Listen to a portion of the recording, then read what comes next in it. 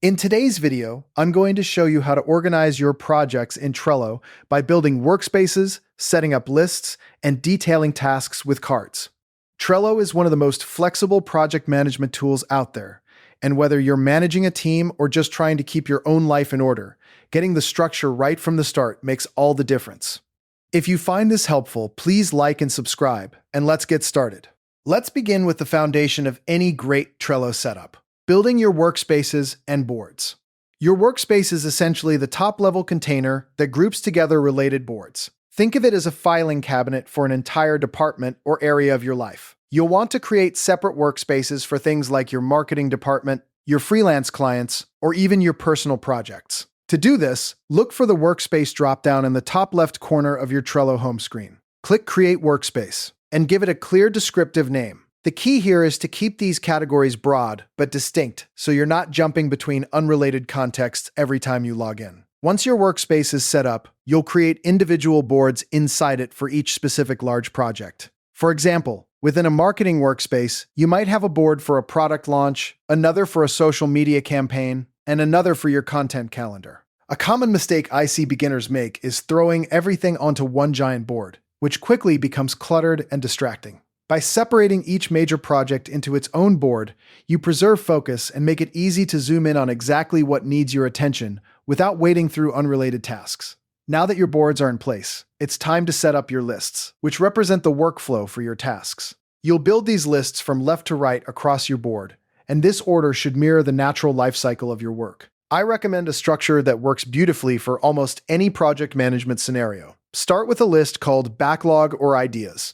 This is your holding area for every unassigned task, concept, or project request that hasn't been prioritized yet. It's a safe space to capture ideas without committing to them. Next, create a to-do list. This is where you place high-priority tasks that are actually ready to be tackled this week. The distinction between backlog and to-do is crucial. Backlog is a parking lot, and to-do is your active commitment. After that, add an in-progress list. This is for work that someone is actively doing right now. A best practice here is to limit the number of cards in this list to avoid overwhelm, ideally no more than 3 or 4 per person. Then, create a review or testing list for items waiting for client feedback, peer review, or quality assurance.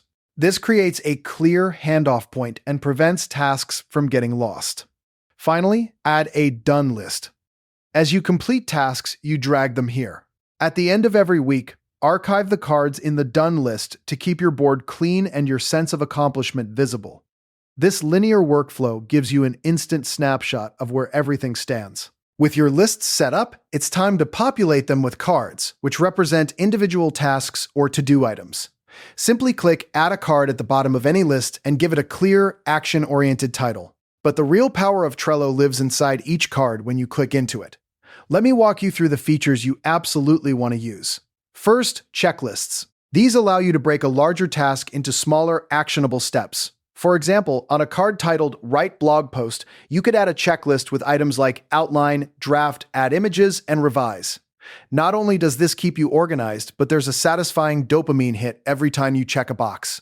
Next, add due dates. Click on the due date button on the card's back and set a deadline. Trello will notify you before the date arrives, which is incredibly helpful for staying on track. Just be careful not to set due dates for every single subtask. Save them for the main card to avoid notification fatigue. Then, use labels. These are color-coded tags you can apply to cards to categorize them by priority, department, or type. For instance, you might use red for urgent, blue for content, and green for design. You can customize the label names and colors in the board menu, and you can filter your entire board by a single label to see only what matters. Finally, take advantage of attachments. You can upload documents, images, PDFs, or even link files from Google Drive or Dropbox directly to the card. This keeps all your project materials in one centralized place, so you never have to dig through email threads to find the latest version of a file.